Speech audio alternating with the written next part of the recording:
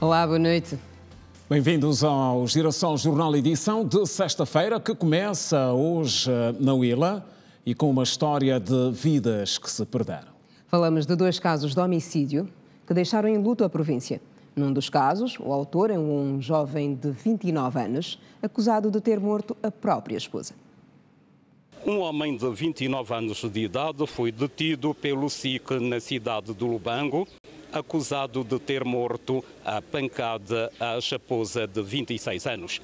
Segundo o SIC, o homem alega ter espancado a esposa por esta ter chegado à casa da família onde viviam há 10 anos, altas horas da noite. Este facto ocorreu no bairro da Mídia, numa altura que a cidadã em causa chegou em casa por volta das 0 horas, tendo sido interpelado pelo acusado, procurando saber o que de facto terá feito para chegar à hora em casa. E entre as partes houve desavença, o cidadão insurgiu-se com a esposa, desferindo bofetadas e socos, e de seguida empurrou contra a parede, facto que causou lesão na cabeça à esposa, que acabou por falecer minutos depois naquele local. Um outro crime de homicídio ocorreu também na cidade de Lubango, mas no bairro do Nambambo, onde um homem de 51 anos de idade foi detido, acusado de ter morto um jovem de 22. Foi detido um cidadão de 51 anos de idade pela prática do crime de homicídio qualificado em razão dos meios, onde foi vítima um cidadão de 22 anos de idade. O facto ocorreu no bairro do Nambambo, numa altura que este cidadão, na condição de segurança, guardava uma empresa de construção. Quando apareceu a vítima na companhia de 3 amigos e, sem razões aparentes, insurgiram-se contra o mesmo, tendo mesmo quebrado alguns mosaicos que estavam sobre aquele espaço. O cidadão em causa retirou a arma de fogo, manipulou e efetuou um disparo, tendo atingido mortalmente este cidadão. Os detidos já foram apresentados aos juízes de garantia e certamente foram aplicada a medida de coação mais gravosa, que é a prisão preventiva. Outros destaques para ver mais adiante. Alerta de prevenção contra a gripe A, H1N1, movimento nos hospitais e nível de prontidão. Também hoje recomendações no Congresso Internacional de Medicina, que debateu em Luanda desafios a nível da saúde. Perigo causado por ravina e a preocupação de moradores na zona do Kikolo, em Luanda. Energia e águas, o ponto de situação dos projetos em curso a nível da província da Huila. Compromisso assinado em Luanda na busca de soluções para os conflitos no Sudão e leste da RDC. Música e momentos que antecedem o mais mediático festival do país.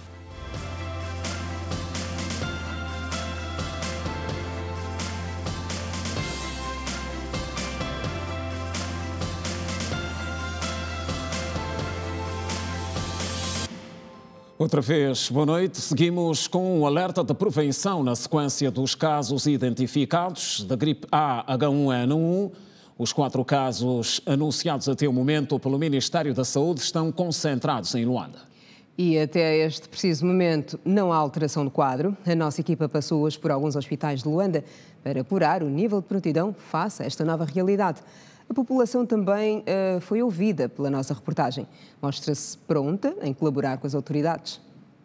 A população de Luanda está mais consciente e preparada para lidar com novas restrições, caso seja necessário no âmbito das medidas de contenção e prevenção da gripe A, também conhecida por H1N1. As restrições impostas no passado pela Covid-19 tornaram os angolanos mais fortes e preparados para passar por situações parecidas. Em primeira instância, tivemos que recuar no tempo e perceber que, da mesma forma que convivemos com a Covid, devemos nos habituar a uma nova outra realidade, ou seja, perceber que, da mesma forma que tivemos os cuidados na Covid, agora temos uma outra e devemos ter semelhantemente os mesmos cuidados. Como já é uma experiência vivida, né? A época da Covid em que nós vivemos, essa nova gripe não é muito diferente da Covid, então devemos ter os mesmos cuidados conforme estivemos na Covid. Aí sim, estaríamos sim prontos para nos precaver dessa gripe. Como todo mundo preza pela saúde, então apesar de não ser confortável andar sempre de máscara, usar sempre o álcool em gel, mas apesar disso, vamos nos adaptar a essa nova realidade para preservar a nossa saúde. Numa ronda efetuada por alguns hospitais de referência de Luanda, o cenário é de tranquilidade e nenhum caso de gripe A foi registrado, por exemplo, no Hospital Geral de Luanda, nem tampouco no Prenda. Dada a época fria, ou cacimbo, como também nós chamamos, é comum, e quando se trata de criança, que o número de doenças de crianças com sintomas do foro respiratório esteja em alta. Mas o aumento não é tão exponencial quanto esperávamos, porque há uma diversidade de patologias. Estamos em alerta, na verdade, para qualquer caso com suspeita, né? Temos as equipas praticamente já formadas, temos o fluxograma, né, para casos suspeitos também já formados. Então, todo paciente com suspeita de um quadro respiratório agudo logo é notificado. Diferente da Covid-19, a gripe H1N1 já é um vírus conhecido, uma doença estudada e que, segundo os especialistas, não deverá criar o mesmo alarme que o vírus SARS-CoV-2. E como dizem os músicos, voltamos ao primeiro amor. Daqui para frente, o uso da máscara, a lavagem constante das mãos, deverão fazer parte do nosso dia a dia, como medida de prevenção desta nova gripe, anunciada recentemente pelo Ministério da Saúde. Os sintomas são parecidos aos da Covid-19. O amontoado de pessoas nos autocarros, por exemplo, pode resultar na propagação da doença. O nosso sistema de saúde tem que estar prevenido para receber doentes com síndrome febril, com febre, e fazer um diagnóstico diferencial rápido. Não há outra medida a tomar senão dizer às pessoas que devem tomar bastantes líquidos, devem tomar o seu paracetamol por causa da febre, devem evitar esforços físicos. E na província do Ambo, a população mostra-se igualmente atenta à situação e reforça os cuidados de prevenção. Apesar do número relativamente elevado de casos de gripe que têm sido atendidos nos últimos dias nas unidades hospitalares no Ambo, não há registro qualquer de casos de gripe A, segundo as autoridades locais. A maior unidade sanitária na província está preparada e equipada para dar respostas ao H1N1. Até o momento, nenhum caso positivo foi diagnosticado, mas o alerta vai para a prevenção pública. Falando dessa gripe, é uma gripe com sintomas característicos por qualquer outro tipo de gripe, porque o vírus que produz essa gripe é o vírus da família da influenza, que é um vírus normal que nós temos a nível no nosso ambiente, principalmente nos períodos do cacimbo ou tempo frio. Temos as condições técnicas, as condições humanas para fazermos o rastreio e o controle desta doença. Alguns cidadãos desconhecem do que se trata o vírus H1N1 e suas complicações respiratórias. Sim, acho que é um vírus que está a aparecer atualmente. Mas não sabe o que é que esse vírus causa? Não sei. Filho, nunca já escutei isso. Não tem noção do que é que se trata? Não tenho. Ontem mesmo, às 20 horas, a Ministra da Saúde voltou a falar sobre esta patologia, apelando à sociedade em geral, que tem os sintomas da Covid, que tínhamos que nos prevenir, usar a máscara facial e continuar a lavar as mãos 2 vezes ao dia. Devemos nos prevenir e, assim como me vê, já estou equipado, já me percebido que existe, apesar de que já passamos pela Covid, sendo uma nova gripe, claro que devemos só nos prevenir. Não se tem ainda muito conhecimento social sobre o mesmo. Neste momento, no Hospital Central do Ambo, 2 a 3 casos de óbitos são registados semanalmente por broncopneumonias.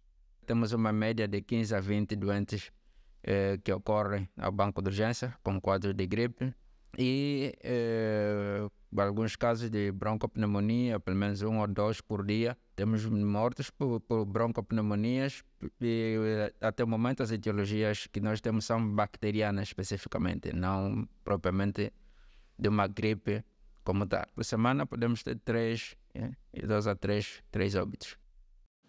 Terminou hoje aqui em Luanda o Congresso Internacional de Medicina. Durante 3 dias o encontro debateu vários temas ligados aos desafios atuais na saúde e na perspectiva de alinhar estratégias que melhorem a capacidade de resposta em função da demanda. A importância das agências acreditadas na formação médica é o tema que dividiu as atenções do público no encerramento do 2º Congresso Internacional de Medicina realizado pela Universidade Privada de Angola, em Luanda. A atividade que decorreu desde quarta-feira com a classe estudantil, docentes e profissionais da área deixou os participantes satisfeitos. Um balanço positivo para nós, estudantes de medicina, principalmente, porque abordou-se temas muito relevantes para o nosso desenvolvimento acadêmico e pessoal. É recomendável que toda instituição do ensino superior tenha acreditação, e nesse caso acreditação internacional, porque se a instituição tiver acreditação internacional, quem se forma nessa instituição pode deslocar-se a outras paragens do mundo e, digamos, o seu diploma ser reconhecido. A nível da SADEC, já tivemos alguns encontros onde nós queremos que os nossos profissionais angolanos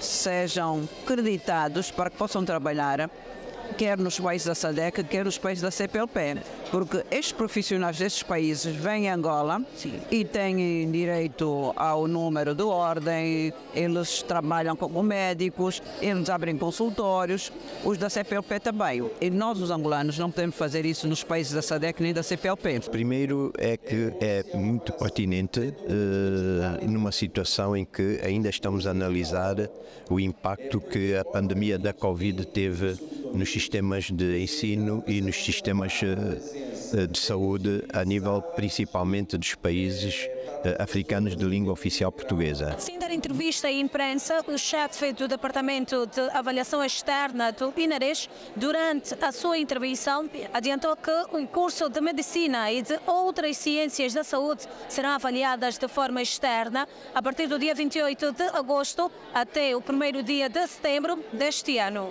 E a direção da Universidade Privada de Angola viu as suas expectativas serem correspondidas no evento e já tem em carteira o próximo Congresso de Medicina. Ele proporcionou uma reflexão profunda sobre os desafios da saúde pública, como a saúde pública está e para onde podemos projetar a saúde pública. Data do nosso 3º Congresso.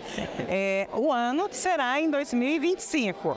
Promete ser uma revolução, uma transformação e não posso dizer qual é o eixo, mas a questão da saúde para todos, desafio de saúde pública. Recorde-se que no 1º Congresso Internacional de Medicina, realizado em 2021 pela UBRA, foi levantada a questão dos desafios da saúde pública. Em Angola existem 9 instituições superiores que ministram o curso de medicina, das quais 7 públicas e 2 privadas. Compromisso na busca de soluções para os conflitos no Sudão e leste da RDC. Em destaque.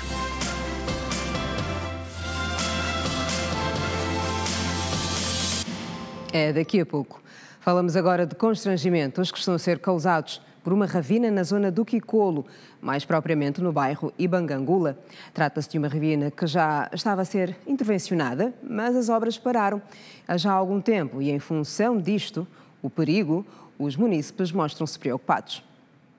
Devido à paralisação da obra para a construção da ponte há vários anos, os moradores do bairro Iba, no Augusto Ngangula, no distrito urbano do Kikolo, afirmam que têm enfrentado enormes dificuldades em relação à circulação e que uns estão a perder as suas casas por causa da ravina. Antigamente era uma vala pequena, uma pequena ravina. Os moradores recorreram até a administração do distrito urbano do Kikolo para solucionar o problema.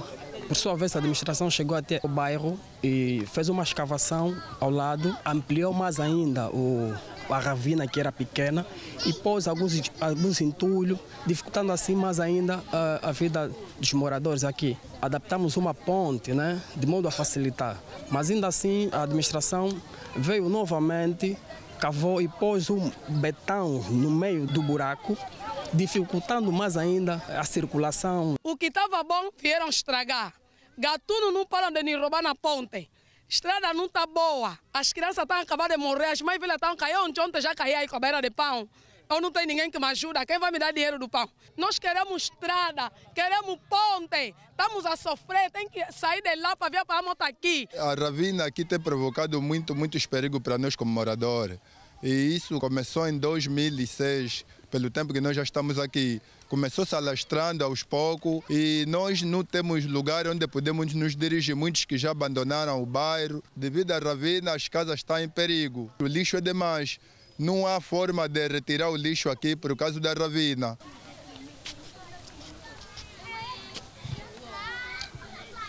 Passar por aqui, além de ter certos cuidados, é necessário coragem. Segundo os alunos e os mototaxistas, esta realidade tem dificultado a ida à escola e também o exercício das suas funções. Aí tem perigo para nós que estudamos para outra escola, que nós queremos que metem a ponte, porque esse ferro é o grande perigo, porque como você passa aí, descorrega, podes caindo. E eu também já caí nessa ponte às 18 horas. Nós, os motoqueiros, temos muita dificuldade de passar para o outro lado por ter medo da vala. Alteramos o preço por ter medo da vala, temos que dar esta toda a volta. Antigamente era 150, mas hoje estamos a pedir a 300 kwanza. Saltam mesmo aqui as motorizadas porque acordamos muito cedo e encontramos os malhantes aqui na vala. E sobre a construção da ponte, sem conceder entrevista, a administração municipal de Cacoaco garantiu que o problema financeiro provocou a paralisação da obra e que nos próximos dias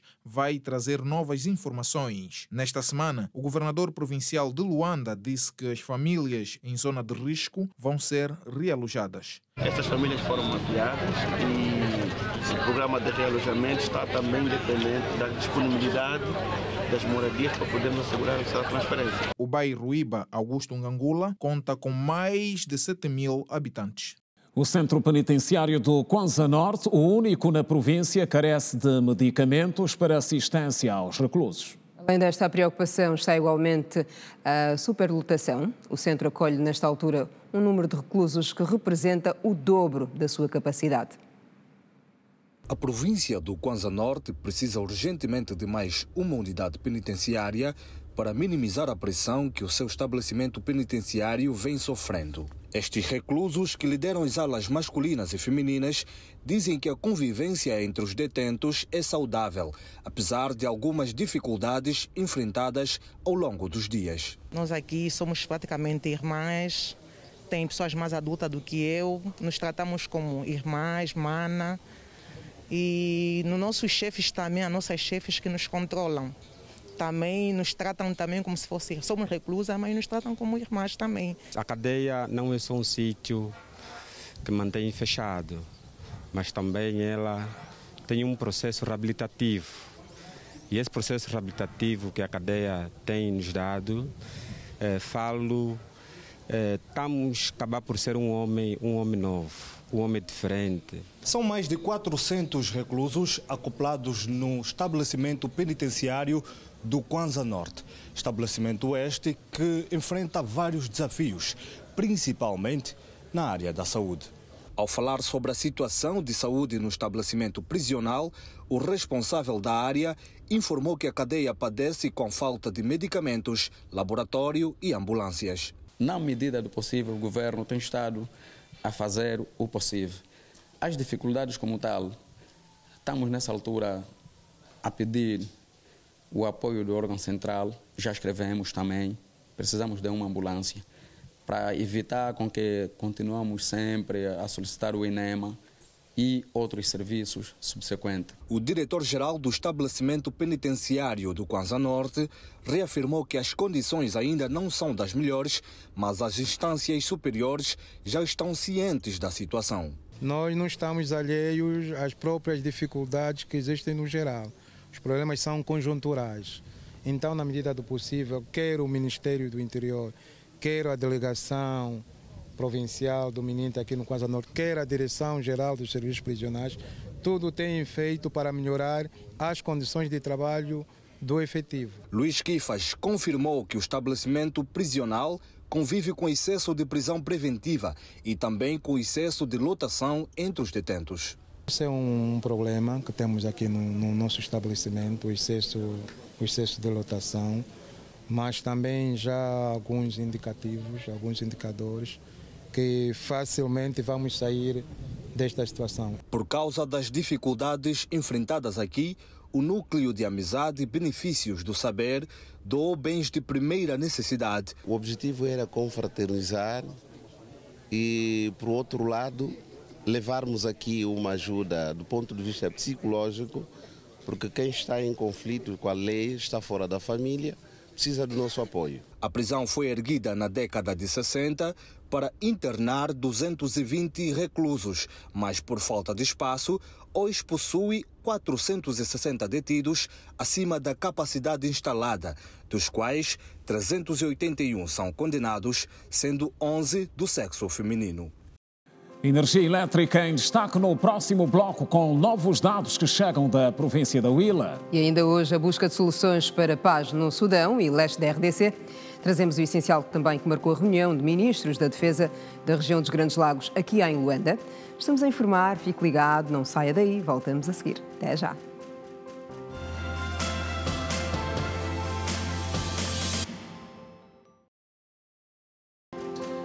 Já de volta, outra vez, boa noite. O Presidente da República foi convidado hoje para participar na Conferência das Nações Unidas sobre Mudanças Climáticas, COP28, a decorrer de 30 de novembro a 12 de dezembro deste ano, na Expo City, Dubai.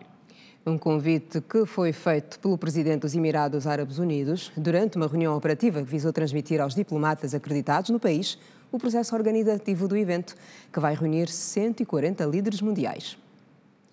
E falamos a seguir de energia elétrica, com notícia da entrada em funcionamento nos próximos dias da segunda turbina da barragem hidroelétrica da Matala. Isto é na província da Huila, onde trabalha o ministro João Batista Borges.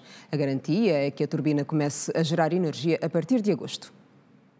A segunda turbina da central hidroelétrica da Matala, na província da Huila, entra em funcionamento em agosto. A informação foi avançada pelo ministro da Energia e Águas, João Batista Borges, que falava durante uma visita ao município da Matala, na província da Huila. Segundo João Batista Borges, com a entrada em funcionamento desta segunda turbina, vai aumentar a disponibilidade de fornecimento de energia elétrica às províncias da Huila e do Namib, diminuindo assim os gastos com as centrais térmicas em funcionamento nas duas províncias. Na central hidroelétrica da Matala, como vocês sabem, esta central tem estado a ser reabilitada já há cerca de 3 anos. O que se pretende fazer é instalar todo o equipamento, tanto incluindo turbinas, alternadores, todo o equipamento novo. Portanto, é uma central nova. Nós elevamos também a capacidade de produção. E neste momento temos já uma das 3 máquinas a funcionar, sendo que em agosto deverá entrar a segunda máquina e em dezembro então concluirmos a reabilitação com a instalação e entrada em funcionamento da 3ª máquina. Qual é a importância da central da Matala? A central da Matala, que utiliza água para produzir energia elétrica, vai permitir que nós possamos reduzir o consumo de combustível, tanto de diesel, quer no Namib, quer na Huila, onde nós consumimos diariamente cerca de 300 mil litros de diesel, ou seja, estamos a falar de 10 cisternas da Sonangol a abastecerem essas 2 centrais todos os dias. Caso tudo corra a contento este ano, tanto podemos reduzir o uso de combustível e garantir maior estabilidade no abastecimento de energia elétrica às populações. No âmbito estão a ser dados passos a nível da formação profissional agrária no ensino secundário. É uma iniciativa que conta com apoio e financiamento do governo francês em valores que rondam os 35 milhões de euros. 35 milhões de euros são os valores destinados para o PAFAR, um financiamento da Agência Francesa de Desenvolvimento que visa melhorar a formação profissional agrária no ensino secundário. Esse projeto deriva a visita do seu Excelência Presidente da República à Liga da França, na qual houve vários acordos, dentre os quais no ramo agrícola, onde foram observados protocolos de cooperação, mais concretamente para o Ministério da Educação e da Agricultura para as escolas agrárias. E esse projeto foi financiado pelo AFD, Agência Francesa de Desenvolvimento, no valor de 35 milhões de euros. Pedro Nunes garante que a cooperação entre Angola e a França no domínio agrário permitirá a reabilitação dos institutos técnicos agrários no país, bem como a revisão curricular para o elevar da qualidade dos técnicos formados. É um projeto que vem para melhorar as infraestruturas escolares, os seus currículos e adaptar também toda aquela que é a atividade agrícola numa perspectiva de composição e a necessidade de vermos também que esses currículos devem adaptar-se a nível local ou a nível regional. Huambo será a cabeça de rede do centro-sul do país no monitoramento e avaliação do desempenho do projeto de apoio à formação agrícola e rural dos institutos técnicos agrários. O projeto vai virar-se naquilo que é a necessidade de inserção das jovens mulheres às escolas agrárias, como nós sabemos que, em função da estatística que nós temos, as escolas agrárias são compostas maioritariamente pelos estudantes do sexo masculino e o projeto vai fazer com que haja equilíbrio de género. Crianças atropeladas em escola primária. Investigações em Londres. Em destaque.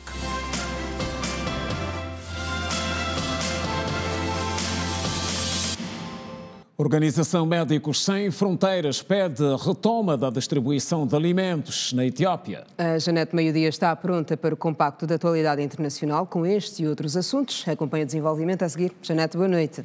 Boa noite, Guina. Boa noite, Simeão. Assim que nos acompanha, boa noite. A organização não-governamental Médicos Sem Fronteiras pediu a retomada imediata da distribuição de alimentos na Etiópia, uma ação suspensa pelas Nações Unidas devido ao desvio dos produtos alimentares. A diretora da organização na Etiópia afirmou que as equipas médicas estão a testemunhar taxas elevadas de desnutrição aguda global e referiu ainda que, no momento, a situação humanitária é desesperadora, numa altura em que mais de 20 milhões de etíopes dependem de ajuda alimentar. Confira a seguir outras notas internacionais. Subiu para 17 o número de mortos vítimas do vazamento de gás tóxico ligado à mineração ilegal na África do Sul. As mortes ocorreram na quarta-feira no assentamento informal de Ângelo, em Boksburg, na periferia de Joanesburgo. Além das 17 mortes, 10 pessoas foram hospitalizadas, incluindo 4 menores, um de 2 meses, 2 de 4 anos e uma menina de 9 anos. As autoridades acreditam que o gás tóxico de nitrato terá se originado em botijões usados por garimpeiros que usam o gás para separar o ouro da rocha e da sujeira.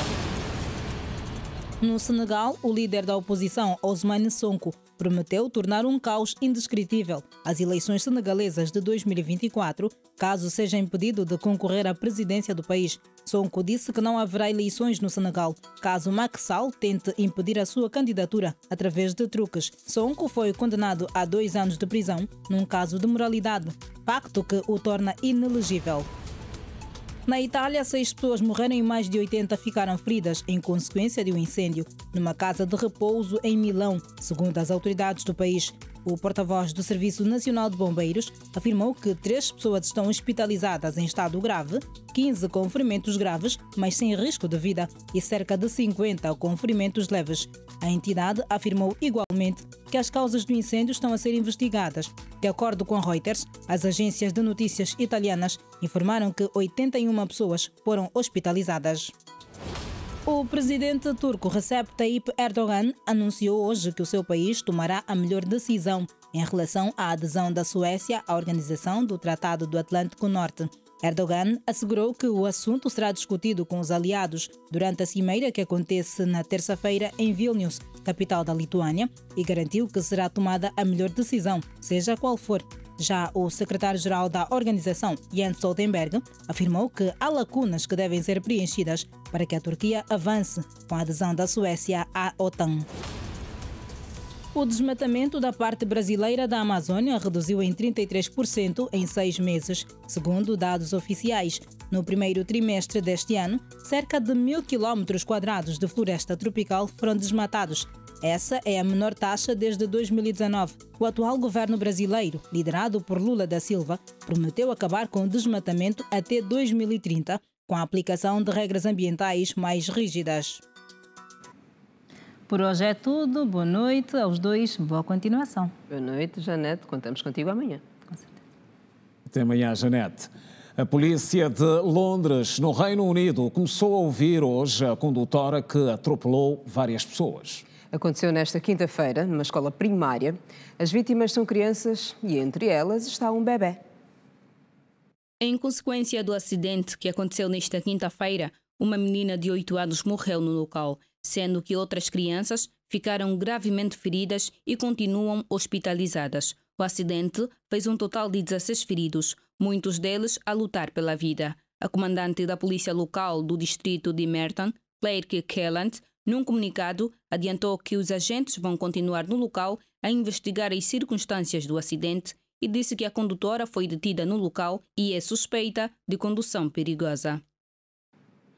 Na Assembleia Nacional, o dia foi de mais uma sessão de debates na especialidade. Sobre a mesa esteve mais uma vez a proposta de lei das manifestações. Os deputados voltaram a apreciar o documento ao pormenor. Pela segunda vez consecutiva, os deputados da Assembleia Nacional colocaram ponto e vírgula nos debates relativos ao projeto de lei sobre liberdade de reunião e manifestação. Na base da paralisação dos trabalhos desta sexta-feira, esteve a falta de consensos no capítulo 2 do documento, que se refere aos deveres dos agentes da polícia durante as manifestações. A detenção ilegal dos promotores e dos manifestantes, a deslocalização para fora da sua respectiva província dos manifestantes, são comportamentos que nós devemos prevenir. E como não é a entidade de Polícia Nacional que pratica estes comportamentos, e sim o agente, nós entendemos que isso deveria entrar no projeto de lei para ser transformado em dever do agente da Segurança Nacional que está destacado numa manifestação. O relator do projeto de lei diz não haver necessidade de serem plasmados na proposta os deveres dos agentes da ordem, uma vez que a Polícia Nacional se rege por leis próprias. Efetivamente, os agentes da segurança, ao intervir numa determinada manifestação, já há um diploma em concreto que regula a sua ação. Há um diploma, há uma lei de bases que regula, no caso concreto da Polícia Nacional, que é uma lei especial que regula efetivamente aquilo que são, digamos, as balizas em que os agentes da autoridade devem se guiar no ato da sua atuação. Portanto, são esses dois elementos de não entendimento que, mais uma vez, fez com que a sessão fosse suspensa, agora sine die. Antes das declarações feitas depois da interrupção da reunião, acesos os debates dominaram a sessão. As leis são feitas em função de constatações também. Quais são as constatações que temos feito nas manifestações? Excessos que resultam em morte, que resultam em rapto, que resultam em extravios de bens de manifestantes. Quando se fala dos excessos, da questão da atuação da polícia com a apreensão de alguns bens dos manifestantes, temos que olhar para a proposta que o relator trouxe no seu número 2, quando diz que deve agir o agente da polícia, não é? Deve agir exclusivamente ao serviço do interesse público, no respeito, está aí, no respeito pelos direitos legalmente protegidos dos cidadãos. A proposta de deveres relativos ao diploma que pretende revogar a Lei nº 16/91, de 11 de maio, Lei sobre o Direito de Reunião e de Manifestação, deve voltar à mesa dos debates a qualquer momento, já que durante a suspensão dos trabalhos, o presidente da primeira comissão, que se ocupa dos assuntos constitucionais e jurídicos da Assembleia Nacional, não avançou qualquer data. E seguimos com resultados da reunião que juntou aqui em Luanda ministros da Defesa da região dos Grandes Lagos.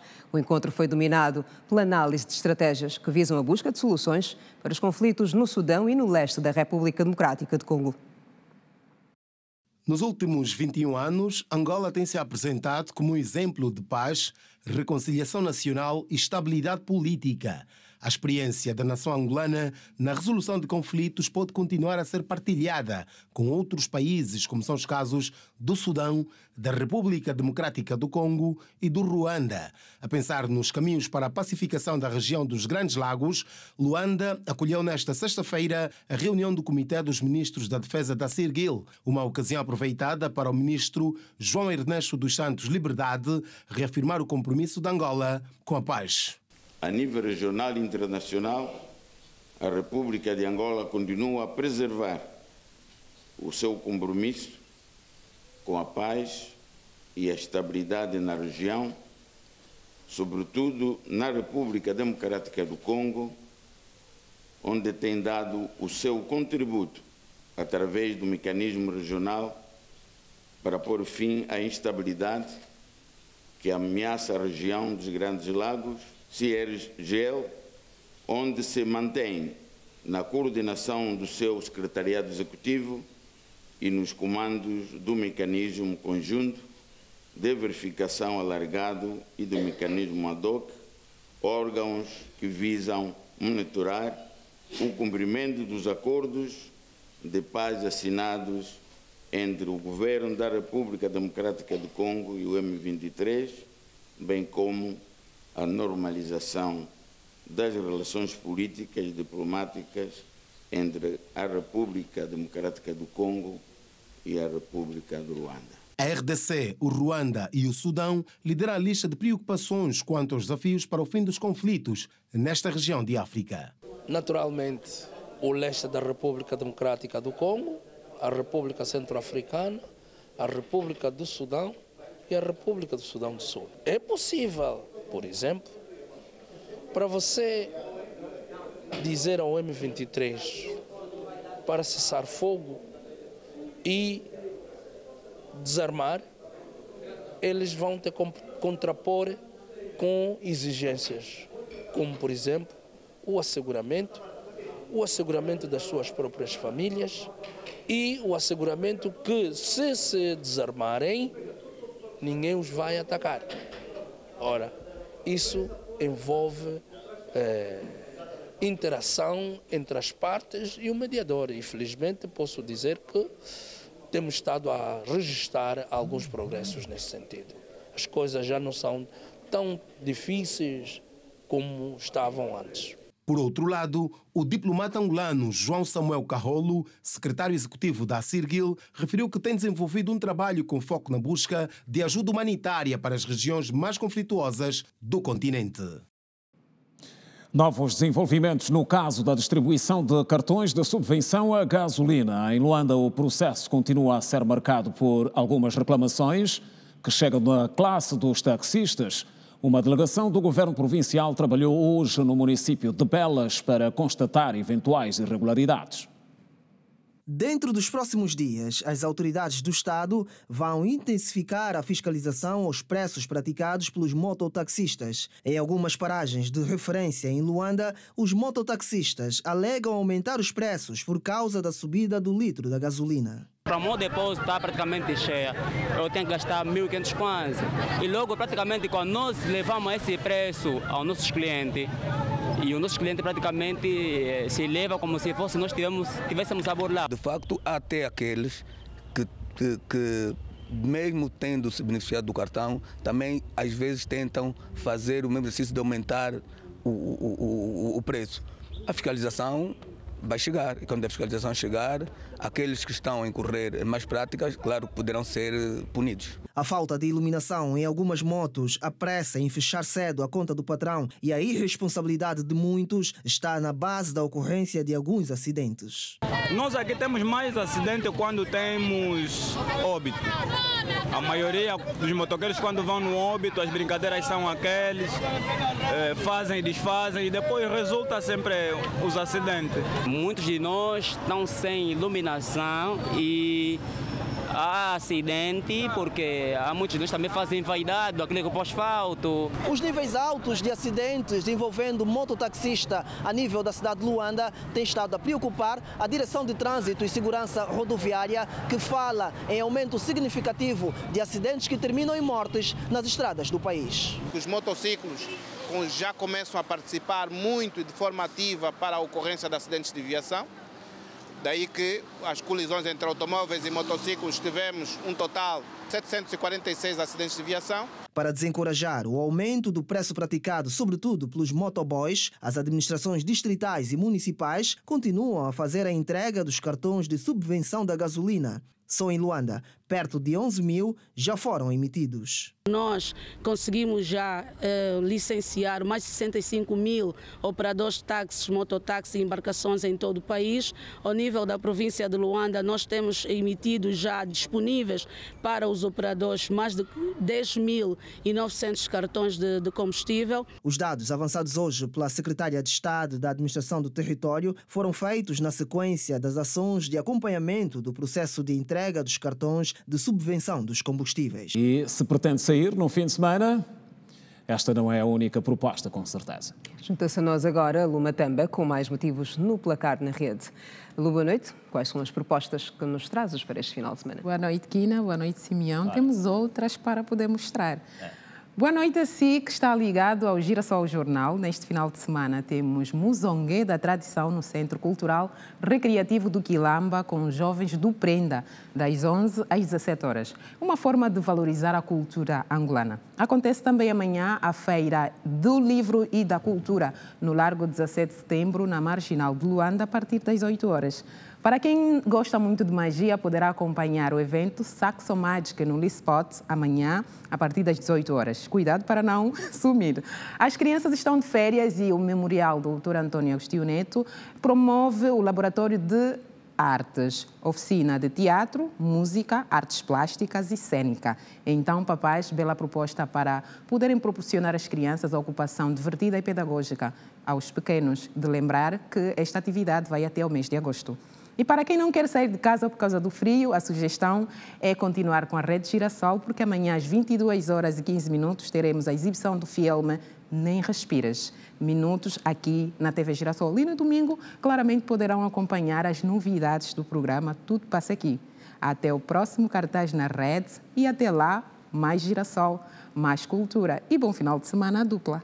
Bom final de semana igualmente, Lu. Obrigada. E termina aqui a edição de sexta-feira do Girassol Jornal. Obrigada pela companhia de sempre. Continuação de uma boa noite. O Girassol Jornal regressa amanhã com a Janete Meio-Dia e o Adilson Garcia.